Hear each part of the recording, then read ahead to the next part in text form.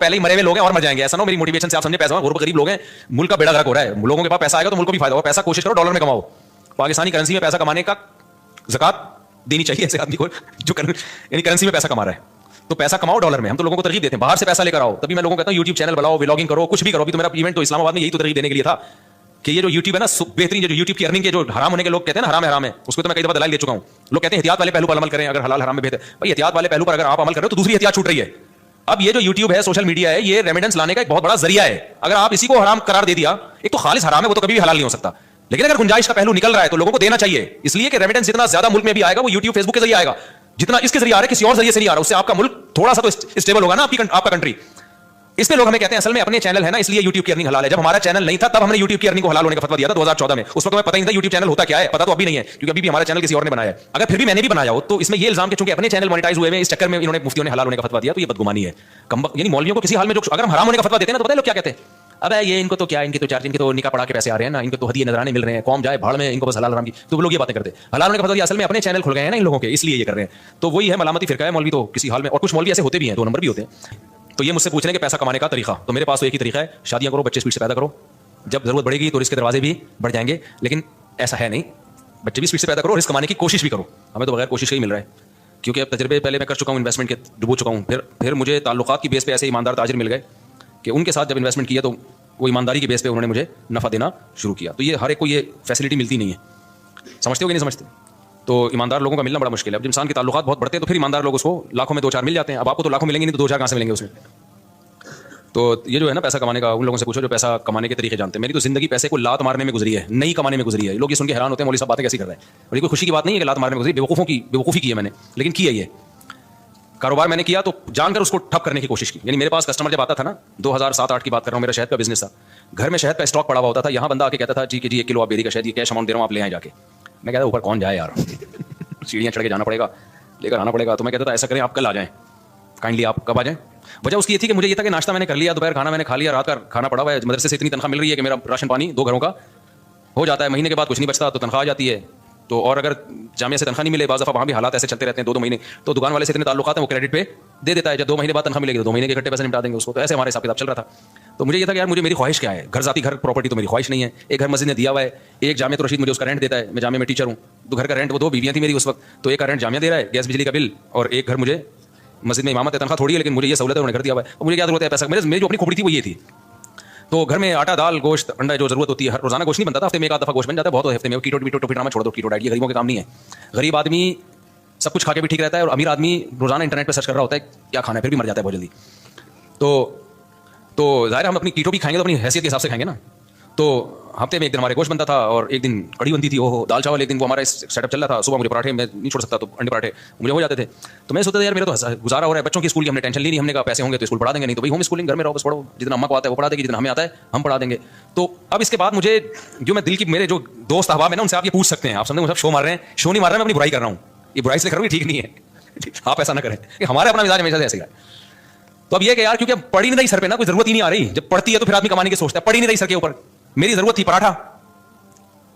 मुझे याद है जब मैंने दूसरी शादी का इरादा किया, अच्छा पराठा भी घर का नहीं, मुझे होटल ही का पराठा चाहिए, घर का नहीं। घर में वो मजा नहीं आता पराठे में, जितना भी अच्छा बना वो।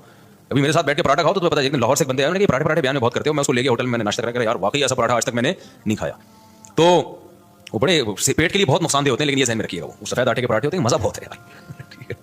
तो अब क्या था कि मैंने कहा मेरी बुनियादी जरूरत, बुनियादी भी नहीं है, अय्याशी है पराठा। बुनियादी जरूरत तो नाश्ता है ही नहीं, 2 टाइम की रोटी है, नाश्ता तो आपकी ग्रेवी है। तो मैं ये सोचता था कि यार मेरे पास तो घर बनाने के पैसे नहीं है, अल्लाह ने 2 घर मुझे फ्री पकड़ के दिए हुए हैं। एक का किराया वो इदारा दे रहा है जहां मैं टीचर हूं, और एक मुझे मस्जिद में इमामत की वजह से इमाम होने की हैसियत से मिला हुआ है। अबे मैं तो करोड़ अरबपति आदमी हूं, लोगों के पास 1-1 घर नहीं है, मेरे पास 2-2 घर। अल्लाह की कसम दिल में ये कैफियत, ये ऊपर से नहीं कह रहा। और लोग रोते हुए आ रहे होते थे मैं जाती घर नहीं बना सका और मेरे पास ये नहीं। मैं कहता इसको देखो पागल आदमी। मुझे उस पर तरस इस पे नहीं आता था, जाती घर नहीं है, मुझे इस पे आता था बीवी बेचारे की एक ही है। मैं अय्याशी कर रहा हूं, मेरी बीवियां कितनी हैं, 2 हैं। तो रेंट के घर थे हमारे, रिश्ते भी हम बेचते थे। तो कि भाई तीसरी शादी के लिए पैगाम भेजा, कहाँ रखोगे भाई, वो दूसरी को आमादा कर लिया कि तीसरी को अपने साथ रख ले। उन्होंने कहा भाई आजकल कोई नहीं रहता इस बेस पे। मेरी बहुत दिनों तक शादी नहीं हुई, फिर एक दफा हो भी गई थी, एक दफा हुई थी तो तभी हुई ना, फिर 3 वो उसी अय्याम में हुई है, उन्हीं गुर्बत के अय्याम में। तो अल्हम्दुलिल्लाह उस वक्त मुझे कहीं इतना सी भी फीलिंग नहीं हुई है कि मैं गरीब हूँ। अल्लाह की कसम मेरी ये कैफियत थी, मेरे से बड़ा सेठ शायद दुनिया में कोई भी नहीं। वजह उसकी ये थी, मैं सोचता था कि एक होती है ज़रूरत, अल्लाह मेरी सिर्फ ज़रूरत पूरी नहीं कर रहा बल्कि मुझे ज़रूरत से कई गुना ज़्यादा दे रहा है। ये जो पराठे मैं सुबह अंडे के साथ फोड़ रहा हूँ, ये मेरी ज़रूरत बोलो। तो मैं तो 3 टाइम का खाना खा रहा हूं यार, गोश्त हफ्ते में 1 दिन खा रहे हैं तो क्या हुआ? दाल चावल और भिंडी का जो मजा है, खुदा की कसम भूख लग रही हो, भिंडी ऐसे फोड़ता है आदमी, मैं तो मजे ले लेके खाना खाता हूं। भूख लग रही हो, अभी मुझे लग रही है भूख, बाकी मुझे सब भूख लग, मैंने दोपहर खाना नहीं खाया इसलिए भूख लग रही है, सुबह का नाश्ता किया हुआ है। तो अब मैंने सब घरों में फोन घुमाया क्या पका हुआ है, ये सहूलत है, तुम गरीब हो। अब मेरा तुम्हें गालियां देने का विचार है। हमने फोकस किया शादियों को, जो नेचुरल है, तुम फोकस करते हो बहरिया टाउन को, गाड़ियों को, ये नेचुरल थोड़ी है यार। जो नेचुरल लज्जतें हैं वो तो बीवी और बच्चों में है, समझते हो कि नहीं समझते? बीवियां होनी चाहिए, बच्चे होने चाहिए, वहां से मोहब्बतें मिलती हैं। गाड़ी में तो थोड़े दिन में जी भर जाता है, फिर आदमी कहते हैं इससे ऊंची की गाड़ी, फिर उसके बाद फिर बड़े बड़े लोग गाड़ियां बेच देते हैं, ऊबर में जा रहे होते हैं। वो ये खिलौने हैं थोड़े दिन के दिल बहलाने के, इनसे दिल भर जाता है, ना बीवियों से दिल भरता है ना बच्चों से दिल भरता है। ये तो नेचुरल है ना, पराठे से दिल भरता है, कभी रोटी से दिल भरा किसी का? 1 दिन खाई 2 दिन खाई, अब मेरी रोटी खराब है, फिर भूख लगेगी, फिर रोटी खाने का दिल, ये नेचुरल है। तो हम शुरू से कोशिश करते हैं नेचर पे रहें भाई, नेचर पे रहें। ये तो बचकाना बातें, गाड़ी बंगला बहरिया टाउन, पैसा बहुत दे दिया तो बना लो, नहीं है तो ये कोई थोड़ी फजूल चीजें यार, दीवारों ईंटों से। मैंने तो अपनी जिंदगी में ऐसे ऐसे लोगों को देखा, अरबों रुपए लगा के उन्होंने शीश महल बनाया, इतना बेहतरीन घर, खुदा की कसम रहना नसीब नहीं हुआ। जिस दिन घर तैयार हुआ हार्ट अटैक हुआ, मर गए। काश वो अरबों रुपए लगा के अपनी सेहत का ख्याल कर लेते या कुछ और कर लेते। तो वो बच्चे भी फिर वो फ्री पकड़ के पैसा ना बेच बाच के खा रहे होते हैं, याशी में उड़ा रहे होते हैं। तो इसलिए अभी जो है वो मैंने घरों में फोन घुमाया तो शलजम और जो है गोश्त का शोरबा कहीं नहीं पका हुआ था। तो गार्डों से मैंने पूछा तुम लोगों ने क्या पकाया, उन्होंने कहा शलजम गोश्त।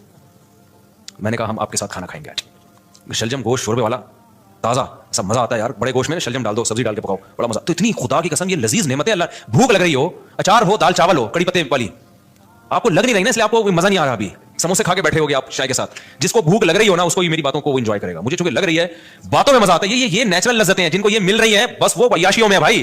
क्या करना है ऐसी दौलत का, ना कुछ खा सकता है ना। अक्सर मालदार हमने देखे हैं, एक आध बच्चा उनका, वही बच्चा खराब निकला, वही टेंशन दे रहा है, जिंदगी अजाब बन गई उनकी। शुरू में पैसे से बर्गर इतने खा लिए कि अब कुछ खाने के काबिल नहीं बचे, इतना वजन बढ़ गया उनका, खा ही नहीं सकते, पराठे का नाम सुन के बेहोश हो जाते हैं वो। तो सबसे बड़ी नेमत सेहत है, बीवी बच्चे हैं, और सर छुपाने के लिए जगह मिल जाए, बेशक वो किराए ही की क्यों ना हो। तो मैं कहता हूं यार लोगों के पास एक जगह, मेरे पास कितनी है, हालांकि मेरा इनमें से एक भी नहीं। मस्जिद वाले जब इमामत से निकाले तो घर भी गया, क्या ख्याल है? तो और एक का किराया जामिद रशीद दे रहा था, वो भी किराया दे रहा था, तो उन्होंने कहा ले लो, और वो भी एक मखसूस किराया था। तो मुझे लगा कि यार मेरे लिए इतना बहुत है, 2 कमरों का घर लिया हुआ था मैंने। एक दफा एक साहब आया हमारे घर, देखे 2 कमरों का घर है, उन्होंने कहा यार मुझसे साहब मिंबर पे बातें इतनी बड़ी बड़ी, ये घर है टोटल? मैंने कहा जितनी बड़ी बातें उससे बड़ा अल्लाह ने घर दिया है अल्हम्दुलिल्लाह। 2 कमरे, मेरी जरूरत इससे पूरी हो रही है। उस वक्त मेरे 16 बच्चे थोड़ी थे, 2 बच्चे थे, तो 2 कमरे बहुत हैं, बहुत है, 2 कमरे रह लेते हैं, एक वॉशरूम है, किचन है, थोड़े बहुत। बस एक चीज़ की मुझे टेंशन थी, धूप नहीं है उसमें, हवा भी थी, धूप नहीं है, तो वो एक टेंशन थी। तो मैं कहता था यार अल्लाह ने सारी अय्याशियां दी हुई हैं, तो एक थोड़ी सी अगर टेंशन दे दी तो क्या है, धूप का इंतजाम नहीं है, क्योंकि सनलाइट मेरे लिए मैं नहीं बगैर धूप के बगैर गुजारा होता। तो फिर वो ये बड़ी एक टेंशन होती है इंसान को। खैर, तो मैं जब दूसरी की सोच रहा था ना, तो मैं नाश्ते नहीं मुझसे छूट रहे थे होटल के जो खास किस्म का पराठा। तो मुझे याद है मैंने अपने दोस्त के साथ प्लानिंग की, यार मैं दूसरी शादी कर रहा हूँ, मेरा खर्चा बढ़ेगा, मुझे ये होटल का पराठा छोड़ना पड़ेगा। आप अंदाजा लगा रहे हो गुर्बत का। लेकिन मैं गरीब ना उस वक्त समझता था ना अब, और हकीकत है हम कहाँ से गरीब हैं भाई। मैंने कहा यार ये मुझे कुर्बानी देनी पड़ेगी, क्योंकि अब मेरे खर्चे डबल हो जाएंगे। तो मुझे अब यहाँ से क्या करना है, ये अय्याशी जो है ना, अय्याशी पठान होटल के जाके पराठे फोड़ो, ये अय्याशी मुझे छोड़नी पड़ेगी। लेकिन अल्लाह की कुदरत ऐसी हुई कि वो भी नहीं छोड़नी पड़ी। आप जैसे जैसे शादी करते हैं, बच्चे होते हैं, आपकी सोर्स ऑफ इनकम बढ़ती चली जाती है, कम नहीं होती है, तो कम होती नहीं है किसी कीमत। अब मेरी सोर्स ऑफ इनकम फिर कहाँ से, आसमान से पैसे बरसना शुरू हुए। मेरे साथ ऐसे ऐसे मामला हुए हैं कि मैं तो बता रहा हूँ, कारोबार शुरू किया तो ये बिजनेस हो रहा था मेरा, मैं बैठा हुआ हूँ जी, शहद चाहिए, अबे ऊपर कौन जाएगा शहद लेने, क्यों? मेरी जरूरतें पूरी हो रही है, मुझे लग रहा है ये बिजनेस क्या है, गरीबी है। अगले दिन आ रहे हैं अंकल भाई अब तो ले आओ, फिर अगले दिन गया मैं, शहद लाया, चलो यार ले लो भाई। इस तरह से हमारा शहद बिक रहा है, उससे जो प्रॉफिट हो रहा है वो भी इतना होना शुरू हो गया। लेकिन इतना नहीं हुआ कि किसी के बिजनेस में जो बकायदा। तो मुझे फिर अब तो चूंकि मेरे माली हालात और अच्छे हो गए अल्हम्दुलिल्लाह, तो फिर मुझे लगा कि अच्छा, फिर मैंने निकाह जब रजिस्ट्रेशन, मैं निकाह फ्री में पढ़ाता था, पैसे नहीं लेता था, मुझे अजीब सा लगता था निकाह पढ़ा रहे आदमी पैसे ले रहा है उसके। लेकिन क्या हुआ, 4-6 दफा मुझे अंदाजा हुआ कि भाई ये निकाह नामा बैठ के फिल करते रहो, नादरा से वो लोग भी पैसे मांगते हैं, नादरा से रजिस्ट्रेशन करवाओ उसकी, अच्छा खासा टेंशन वाला काम है। या तो मैं पाबंदी लगा दूं, मैं किसी का निकाह नहीं पढ़ाऊंगा, या मुझे कोई बंदा रखना पड़ेगा। फिर मैंने बंदा रखा, क्योंकि मेरे पास बहुत ज्यादा लोग आ रहे थे निकाह पढ़वाने के लिए। अच्छा, उस काम के लिए मुझे निकाह रजिस्ट्रार बनना था। लोगों ने कहा मुफ्ती साहब आप निकाह रजिस्ट्रार बन जाओ, इसमें बड़े पैसे आएंगे। मैंने कहा 1 साल तक मुझे ये तौफीक ही नहीं मिल रही कि मैं जाऊं ऑफिस, कि मुझे सर्टिफिकेट दे दो काजी की निकाह रजिस्ट्रार का, हिला ही नहीं आ रहा, क्योंकि जरूरत नहीं है ना, पराठे चल रहे थे उसी हिसाब से, तो मैं क्यों जाऊं। फिर मैंने क्या किया, एक काजी ने मुझे, एक निकाह रजिस्ट्रार ने कहा यार आप मेरा फॉर्म लेके पढ़ा आप दिया करो, फीस लेके मुझे दे दिया करो आप मैं रजिस्टर, तो मैंने ऐसा करना शुरू किया। 6 महीने मैंने ऐसे किया। एक निकाह रजिस्ट्रार आए, उन्होंने कहा मैं, मेरे पास पूरा सेटअप है, पढ़ा आप दिया करो, डॉक्यूमेंटेशन मैं कर दूंगा, पैसे किसको दे दिया करो। तो मैंने पैसे लेना शुरू कर दिया, उनको देना। उसकी तो मेहनत हो रही थी ना बेचारे की, निकाह भरना भी है उसने। एक दिन क्या हुआ, जो यूनियन काउंसिल में होते हैं ना, जो निकाह रजिस्ट्रेशन का सर्टिफिकेट है, वो खुद मेरे पास चल के आ गया। उसने कहा मुफ्ती साहब आपके नाम से, आपके साइन से इतने निकाह हो रहे हैं, तो आप खुद निकाह रजिस्ट्रार क्यों नहीं बन जाते। मैंने कहा यार मुझे ये वहाँ चल के जाते हुए बहुत टेंशन हो रही है कि क्योंकि मुझे जिस चीज़ की जरूरत ना हो ना, मुझसे वो काम होता नहीं है, तो अब मेरी जरूरतें पूरी हो रही हैं। उन्होंने कहा आप उनको इतने पैसे दे रहे हो, खुद रख लो, वो कुछ अपना रख लो, कुछ अपने असिस्टेंट को दे दो कुछ। तो मैंने फिर ये किया कि मैंने कहा भाई मेरे पास टाइम नहीं है। वो खुद घर पे आके सारा काम किया, सर्टिफिकेट पकड़ा के चला गया निकाह रजिस्ट्रार का। मैंने कहा स्टैंप तेरा बाप लगाएगा इस पे, मेरे पास तो टाइम नहीं है। उसने ठप्पे लगे हुए ना पहले से, आप एतमाद है आप मिस यूज नहीं करोगे।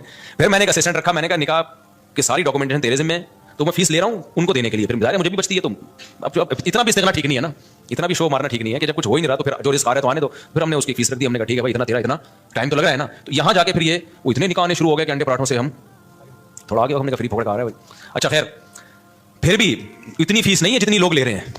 मैं अपने नाम की फीस लेना चाहूँ जो अल्लाह ने टूटी फूटी हम जैसे नालायकों को शोहरत दे दी। तो इस स्टेज पे पहुंचने के बाद काजी की फीस 1.5 लाख 2 लाख होती है। हमारी फीस इस साल 10,000 हुई है, समझ रहे हो। और उसमें भी लोगों को कहा हुआ है कि कोई भी एक दफा कहते कि मेरे पास नहीं है तो दोबारा उससे पूछने की जरूरत नहीं है। ये नहीं उससे कि तू आईफोन लेके कैसे घूम रहा है जब तू कमबख्त 10,000 नहीं दे सकता, ये तेरे पास ये मोबाइल कहां से, ये नहीं। उसको मैंने असिस्टेंट को बताया जो एक दफा कह देना कि नहीं दे सकता दोबारा पूछने की जरूरत बोलो नहीं है, फ्री में पढ़ाएंगे। तो फ्री में बहुत सारे निकाह पढ़ाता हूँ और ताल्लुक वालों से तो एक रुपया भी नहीं होता, बल्कि असिस्टेंट को अपनी जेब से दे रहा होता हूँ कि यार तेरी मेहनत तो लग रही, नादरा में तो खर्चा हो रहा है ना, मुझसे ले लेना पैसे। वो समझ में नहीं आ रही, मेरा ख्याल है बात। तो हमने तो पूरी जिंदगी कोशिश की है नालायकी में पैसे को लात मारने की। ये शादियां बच्चों ही की बरकत है जो अल्लाह खिलाए। अल्लाह ने मुझे जिंदा रखा अब तक इसलिए ताकि 15 साल पहले जो मेरे साथ दोस्त थे ना जो कहते थे तुम शादियां कर रहे हो पैसा है नहीं तुम्हारे पास, भूख से मरोगे, तो अल्लाह ने मुझे अब तक जिंदा इसलिए रखा हुआ है बताने के लिए कि इनको बता देना कि इस बच्चों की स्पीड भी कम नहीं हुई है, शादियों की स्पीड में भी कोई कमी नहीं आई है और अल्लाह कैसे खिला रहा है कैसे पिला रहा है। एक अहले हदीस दोस्त है मेरे, 2010 या 11 में मुझसे मिलने के लिए आए थे। इतनी बड़ी दाढ़ी उनकी, लाल ना कलर, वो गेंदी लगाई भी उन्होंने। मेरी 4 शादियों वाली किताब पढ़ी उन्होंने। अभी मेरा कल उनसे फोन पे, परसों उनसे फोन पे बात हुई, इसलिए मैं ये वाकया सुना रहा हूँ। वो आए, कहते हैं आपने क्या किताब लिखी है मुफ्ती साहब। अच्छा, उन्होंने मेरे हालात देखे, मेरी फटफटी। उन्होंने मुझे अपने घर में दावत की। उन्होंने कहा यार मैंने ऐसी किताब आज तक नहीं पढ़ी। बड़े मुतासिर थे। ये वही है जिनको तबलीग में नहीं मैंने बताया था कि वो सारी फिरकों में धक्के खा के आखिर में गए तबलीग में, वो ये वही है, ब्रोही है ब्रोही। तो बलोचिस्तान से उनका ताल्लुक है। उन्होंने मेरी घर में दावत की, मैं अपनी फटपटी पे गया। अच्छा, उस वक्त भी हमारे हम फटपटी को समझ रहे थे लैंड क्रूजर है हमारी, गुर्बत का तो उस वक्त भी एहसास नहीं था क्योंकि भाई लोगों के पास ये भी नहीं होती यार। तो हम तो फटपटी पे जा रहे हैं, टर्न करके पहुंच गए। मुझे ये खुशी होती थी कि इसके पैसे मेरे पास हैं, अल्हम्दुलिल्लाह मैं पेट्रोल डाल सकता हूँ अपने खर्चे पे। तो उनका परसों फोन आया, उन्होंने कहा मुफ्ती साहब मुझे आपका वो जमाना याद है और कहते हैं मैं आपका हर जगह दिफा करता हूँ, हर जगह दिफा करता हूँ कि इस आदमी ने उस वक्त ये बात कही थी कि पैसा मत देखो, शादियां करो, नस्ल मत रोको। कह रहे लोग ना आपकी रिवो पे एतराज करते हैं, ये मुफ्ती रिवो में घूम रहा है, ये मुफ्ती अमेरिका जा रहा है, ये मुफ्ती जापान जा रहा है, ये मुफ्ती स्विट्जरलैंड जा रहा है, ये मुफ्ती ये भाई जब जाहिर है नोट आएंगे तो शादियां तो होंगी। कह रहा मैं हर एक के साथ सामने दिफा करता हूं कि मैं इस मुफ्ती को जितना जानता हूं आप लोग नहीं जानते। इस मुफ्ती के पास बच्चे पहले आए हैं, बीवियां पहले आई हैं, रिवो, और अभी तक ये रिवो मेरी नहीं है, किराए पे है। अच्छा, ये मैं वैसी राज की बात बता दूं, लेकिन हम इसको क्या समझते हैं, ये बैंक से लिए तो रेंट होते थे, देना पड़ता है तो। लेकिन भाई हमें इससे क्या, मेरी है या रेंट किया है तो स्टीयरिंग किसके कंट्रोल में है, मेरे कंट्रोल, मेरी है बस। किराए का घर है, अगर चाबी उसकी मेरे पास है तो किसका घर है वो, मालिक मकान मेरी परमिशन के बगैर नहीं घुस सकता घर में। आए ना अगर बोलो तो क्यों आ रहा है भाई तू, मेरा घर है। तो इतना काफी है मेरा होने के लिए, इससे ज्यादा की हवस मत करो। फिर बहुत पैसा अल्लाह ने दे दिया तो ठीक है। अब मुझे गार्डनिंग का बहुत शौक था, मेरे पास तो जमीन ही नहीं थी सब्जियां उगाने के लिए। तो अब एक है तो गवर्नमेंट की जमीन है लेकिन किसी काम की नहीं है, तो हमने यहाँ पौधे लगाना शुरू कर दिया। जब तक कोई छेड़ नहीं रहा तो हम अपनी समझ रहे हैं। अभी मैंने उसका व्लॉग भी बनाया है, लोग समझ रहे हैं उसका बड़ा वीडियो जबरदस्त, हालांकि वो गवर्नमेंट की जमीन है लेकिन मुझे इससे क्या करना, जब वो मेरे काम में सब्जी उगा के मुझे दे रही है, मेरे टमाटर का शौक पूरा कर रही है, मेरी भिंडी का शौक पूरा कर रही है, तो अभी अपनी भी तो यही करती है। उसमें गवर्नमेंट तो खुशी होगी, अच्छा किसी काम में आ रही है। ये जो नर्सरी वाले होते हैं ये तो फुटपाथों पे लगा रहे होते हैं ना, ये जो फुटपाथ पे नहीं, वो जो बीच में रोड के बीच में जगह होती है, गवर्नमेंट तो चाहती है अच्छा ग्रीनरी होगी, तो बस वो अपनी समझो उसको यार तुम। तो मुझे क्या करना है कि कागज में मेरे नाम हो भाई, जो चीज मेरे इस्तेमाल में वो किसकी है। आपने पराठा अपने खर्चों से खरीद के मुझे उसमें शरीक कर लिया तो ये पराठा किसका है, मेरा है, मजा वही आएगा उसमें। अब मैं कि ये मैंने चूंकि अपने पैसों से नहीं खरीदा, अबे तू बेवकूफ आदमी है, तू किसी और के पैसों से अगर तू तुझे पराठा खिला रहा है, तेरा दोस्त है कोई भिखारी बन के नहीं खिला रहा, कोई ऐसा नहीं को बाद में तुझे ताने दे रहा हो, तो तुम्हें तो निवाला पेट में जा रहा है ना, तुम्हारी तो बुनियादी जरूरतें पूरी हो रही हैं। अब तुम्हारे खर्चे पे हो, किसी और के खर्चे पे हो, तुम्हें आम खाने से मतलब है, तुम्हें पेड़ गिनने से मतलब नहीं होना चाहिए। तो मेरे रब के मुझ पर एहसान आते हैं, जब मैं पैदा हुआ तो मुझे माँ भी मिली मोहब्बत वाली, बाप भी मिला मोहब्बत वाला, बहन भाई की नेमत मिली, अब्बा अम्मा खिलाते रहे, उस वक्त मेरे खर्चे पे नहीं अब्बा के खर्चे पे हम खाते रहे, हमें खाने से मतलब था। अल्लाह ने हमें घर की छत भी दी, अब्बा के घर था वो, मेरा घर नहीं था, तो मुझे इससे क्या गरज कि मुझे तो घर मिल गया ना जो मेरी जरूरत है। फिर जब हमारी शादी हुई दूसरी जब हुई तो धक्के मार के घर से निकालने की कोशिश से पहले हम निकल गए, अल्हम्दुलिल्लाह हमें पता था निकाल दिया जाएगा, लेकिन पहले निकल गए तो, लेकिन निकाला नहीं है दूसरी ज्यादा बातें नहीं जा सकती। खैर, तो अब कुछ बातें आने घर वाले भी सुन होते हैं, भाई क्या बातें कर रहे हैं। अच्छा खैर, तो फिर मुझे घर किराए पे मिल गया, तो मेरी तो छत, मुझे वही छत मिल गई अल्हम्दुलिल्लाह, पराठे उसी तरह से चलते रहे, खाना पीना चलता रहा, अब तक भी चल रहा है। तो मैंने इसलिए कारोबार को बदतमीजी के साथ कारोबार किया कि जरूरत ही नहीं पड़ रही यार, कोई मुसीबत पड़े ना, भूख लग रही है, मर रहे हैं, तो फिर आदमी इखलास से करता है। तो हमारी महीने के एंड के बाद नहीं, मुझे अगले महीने की पहली तारीख को मेरे साथ क्या होगा ये मुझे नहीं पता होता था। तो अब ऐसे आदमी के पास अगर पैसा आए तो उसका तो दिमाग खराब हो जाएगा कि नहीं हो जाएगा, जो उस जमाने को बादशाह वाला जमाना समझ रहा हो। तो मेरे पास तो अगर रिवो आ गई तो मैं तो कह रहा हूं यार, मैं तो फटपटी को समझता था क्या ये जो नहीं होती धक्के वाली फटपटी। फिर हमारे पास जब पैसा आया तो हमने फिर वो GTO 110 भी खरीदी, ऐसा नहीं है कि वो फटपटी घूमते रहे। तो जब ये तो फिर तो इसलिए हम लोगों के मसाइल गुर्बत नहीं है, नाशुक्री है। आपने एक फर्ज किया हुआ कि मैंने इस लेवल तक जाने, मैंने अबे क्यों फर्ज करके बैठा हुआ है, तो मेहनत जरूर कर, अल्लाह दे दे ठीक है, नहीं दे तो जो है उस पर समझो कि बहुत दिया अल्लाह ने हमें। और इससे इंसान की सेहत अच्छी होती है, खुश रहता है तो और अच्छी हो जाती है, हर चीज पर एंजॉय करता है। और जो आदमी बेचारा दौलत की टेंशन लेके बैठा हो, कम दौलत भी उसके काम की नहीं होती, उसको हर वक्त टेंशन खाई जा रही होती है। तो खुश रहना सीखो भाई, खुश वही रहेगा जो कहेगा मेरे पास मेरी हैसियत से ज्यादा अल्लाह ने मुझे दिया है। जो ये जिसके दिमाग में कॉन्सेप्ट आ गया ना, तो वो खुश रहेगा। और जो ये समझने लगा कि मेरी जरूरत इतनी है, अल्लाह दे कम रहा है मुझे, तो फिर टेंशन में जाओगे। तो प्रॉपर्टी को टेंशन ना बनाओ, जाती गाड़ी को टेंशन बोलो पैसा कमाना ना छोड़ दो, पहले ही मरे हुए लोग हैं और मर जाएंगे। ऐसा ना मेरी मोटिवेशन से आप समझे पैसा बहुत गरीब लोग हैं, मुल्क का बेड़ा गर्क हो रहा है। लोगों के पास पैसा आएगा तो मुल्क को भी फायदा होगा। पैसा कोशिश करो डॉलर में कमाओ। पाकिस्तानी करेंसी में पैसा कमाने का ज़कात देनी चाहिए ऐसे आदमी को जो यानी करेंसी में पैसा कमा रहा है। तो पैसा कमाओ डॉलर में। हम तो लोगों को तरजीह देते हैं बाहर से पैसा लेकर आओ। तभी मैं लोगों को कहता हूं यूट्यूब चैनल बनाओ, व्लॉगिंग करो, कुछ भी करो। अभी तो मेरा इवेंट तो इस्लामाबाद में यही तो तरजीह देने के लिए था कि ये जो यूट्यूब है ना बेहतरीन, जो यूट्यूब की अर्निंग के जो हराम होने के लोग कहते हैं ना हराम है, उसको तो मैं कई दफा दलाइल दे चुका हूं। लोग कहते हैं एहतियात वाले पहलू पर अमल करें, अगर हलाल हराम में बेहतर। भाई एहतियात वाले पहलू पर अगर आप अमल कर रहे हो तो दूसरी एहतियात छूट रही है। अब ये जो यूट्यूब है, सोशल मीडिया है, ये रेमिडेंस लाने का एक बहुत बड़ा जरिया है। अगर आप इसी को हराम करार दे दिया, एक तो खालिस हराम है, वो तो कभी भी हलाल नहीं हो सकता। लेकिन अगर गुंजाइश का पहलू निकल रहा है तो लोगों को देना चाहिए। इसलिए कि रेमिडेंस जितना ज्यादा मुल्क में भी आएगा वो यूट्यूब फेसबुक के जरिए आएगा। जितना इसके जरिए आ रहा है किसी और जरिए से नहीं आ रहा, उससे आपका मुल्क थोड़ा सा तो स्टेबल होगा ना, आपका कंट्री। इस पे लोग हमें कहते हैं असल में अपने चैनल है ना इसलिए यूट्यूब की अर्निंग हलाल है। जब हमारा चैनल नहीं था तब हमने यूट्यूब की अर्निंग को हलाल होने का फतवा दिया था 2014 में। उस वक्त हमें पता ही नहीं था यूट्यूब चैनल होता क्या है, पता तो अभी नहीं है क्योंकि अभी भी हमारा चैनल किसी और ने बनाया है। लेकिन उस वक्त तो पता ही नहीं था कि इसमें कोई सोर्स ऑफ इनकम भी है, कुछ भी नहीं पता था इस बारे में। तो उस वक्त हमने जायज होने का फतवा इसी वजह से दिया था कि भाई इसमें दोनों पहलू निकल रहे हैं, लेकिन जायज होने वाले पहलू को तरजीह दी जाएगी। क्योंकि असल जो यूट्यूब से आपको अर्निंग मिलती है वो प्रोडक्ट को प्रमोट करने की मिलती है। उसमें जो लड़कियां आ रही हैं वो इजाफी चीज है, पैसे उसके नहीं मिल रहे। जैसे मोबाइल की दुकान पे आप लड़की को बिठा दो तो बिठाना गलत काम है, आपने अगर खुद बिठाया किसी और ने बिठाया तो वो आपको गुना भी नहीं मिलेगा उसका। तो यूट्यूब हमारे मशवरे से थोड़ी ला रहा होता है इश्तिहार में लड़कियों को। तो आपने अगर मोबाइल की दुकान पे लड़की बिठा दिया है तो लड़की बिठाना गलत अमल है, लेकिन उससे आपकी अर्निंग थोड़ी हराम हो जाएगी क्योंकि लड़की देखने के पैसे थोड़ी लोग दे रहे हैं, है ना आपको नहीं यार समझ में रखा है। अबे देखो आजकल लोग क्या बड़ी गैर अखलाकी हरकत कर रहे हैं कि उनकी दुकान चल नहीं रही होती तो किसी हसीना को लाके बिठा देते हैं मोबाइल शॉप पे। आपको पता है कौम ठरकी है, शादियां वादियां तो करती नहीं है, तो कहीं से भी इनको स्मेल आ जाए ना किसी लड़की की तो वहां पहुंच जाते हैं। वहां बैठो दाढ़ी मूंछ वाला अजीब सा बगले में बाल बड़े हुए उसको बैठा हुआ है वहां पे, और एक में कोई हसीना बैठी हुई है मोबाइल बेच रही है, तो क्राउड किधर ठरकियों का क्राउड किधर जाता है? कहते हैं चलो मोबाइल मिला ना मिला, इस बहाने किसी आंटी से बात का मौका मिल जाएगा, तो वहां चले जाते हैं, मोबाइल भी इस बहाने बिक जाता है। तो गैर अखलाकी हरकत है ना। लेकिन कोई मुफ्ती ये नहीं कहेगा कि जो मोबाइल फरोख्त हुआ है उसकी अर्निंग हराम हो गई है, इसलिए कि अर्निंग उस लड़की से बातचीत या बदनजरी की नहीं है। उसको जो पैसे मिल रहे हैं वो उस मोबाइल के एवज में पैसे मिल रहे हैं। तो ये अमल गलत है कि आप लोगों को गलत तरीके से खींच के ला रहे हो, लेकिन इससे अर्निंग हराम नहीं होगी। और ये भी अमल जब गलत है जब आपने किया हो। तो YouTube पे जो मोनेटाइजेशन के बाद आपको पैसे मिलते हैं वो कंपनियों की प्रोडक्ट को प्रमोट करने के पैसे मिलते हैं। वो प्रमोट करने के लिए लड़कियों को भी बीच में घुसेड़ देते हैं वो, तो ये गलत कर रहे हैं। लेकिन ये आप गलत नहीं कर रहे, कौन गलत कर रहा है? ये गूगल गलत कर रहा है। तो गूगल हमारे पास होता तो हम नहीं करने देते उसको, तो ये आपके इख्तियार में थोड़ी है। इसकी मिसाल है आपने किराए पे किसी को दुकान दे दी मोबाइल बेचने के लिए, आपने कहा मुझे इतना रेंट चाहिए, उसने लड़की ले जाके बिठा दी। लोग कहेंगे आपकी दुकान में लड़कियां बैठी हुई, आप कहेंगे भाई ये मेरे इख्तियार में नहीं है, ये मैंने किसी को रेंट पे दी भी है और मैंने शराब की दुकान नहीं खोली, उसको शराब बेचने की इजाजत नहीं है। अब वो बैठा है, ये उसको समझाओ, तबलीग में सरोजा लगाओ उसका, ताकि वो ये काम ना करे। तो यहाँ भी ऐसा ही हो रहा है। इसलिए मुफ्ती का काम होता है, जो मुफ्तियान कराम होते हैं, हर पहलू से फतवा दो। हमारे पास 2013-14 में ये यूट्यूब की मोनेटाइजेशन के सवाल आए थे, उसको उलमा का पैनल बैठा था पूरी डिटेल के। उस वक्त हमारा कोई चैनल नहीं था, ना हमारा इरादा था। और 2-3 साल के बाद भी लोगों ने बताया कि चैनल आप मोनेटाइज कर लें। मैंने कहा छोड़ो यार, हमें क्या पैसा कमाना है यूट्यूब, वही हमारे तो पराठे पूरे हो रहे हैं। तो फिर भी नहीं किया हमने मोनेटाइज। लोग कमा रहे थे, हमने कमाने दिया उनको। उसके बाद फिर ये जो एडमिन है हमारे यूएसए में अहमद तालिब, इन्होंने 18 में चैनल बनाया, इन्होंने खुद ये मोनेटाइजेशन की है। मुझे तो मोनेटाइजेशन का लफ्ज ही कई दिनों के बाद जाके याद हुआ था कि ये क्या होता है। फिर पैसा भी इन्हीं के पास जाता है। इन्होंने कहा हमने वो लोग रखने, एम्प्लॉयज रखने चैनल को ग्रो करने के लिए। तो अगर फिर भी मैंने भी बनाया हो तो इसमें ये इल्जाम कि चूंकि अपने चैनल मोनेटाइज हुए हैं, इस चक्कर में इन्होंने मुफ्तियों ने हलाल होने का फतवा दिया, तो ये बदगुमानी है। यानी मौलवियों को किसी हाल में जो अगर हम हराम होने का फतवा देते हैं तो पता है लोग क्या कहते हैं, अब ये इनको तो क्या, इनके तो चार्ज, इनके तो निकाह पढ़ा के पैसे आ रहे हैं ना, इनके तो हदिये नजराने मिल रहे हैं, कौम जाए भाड़ में, इनको बस हलाल हराम की। तो लोग ये बातें करते हैं। हलाल होने का फतवा असल में अपने चैनल खुल गए हैं ना इन लोगों के, इसलिए ये कर रहे हैं। तो वही है मलामती फिरका है मौलवी तो किसी हाल में। और कुछ मौलवी ऐसे होते भी हैं, 2 नंबर भी होते हैं, लेकिन हमारे यहाँ जो फतवा दिया गया है वो किसी लालच की बेस पे नहीं दिया गया। और मैं और मजीद आपको एक एहतियात, हमने फतवा दिया इसकी मोनेटाइजेशन के जवाज का, लेकिन जब हमारे एडमिन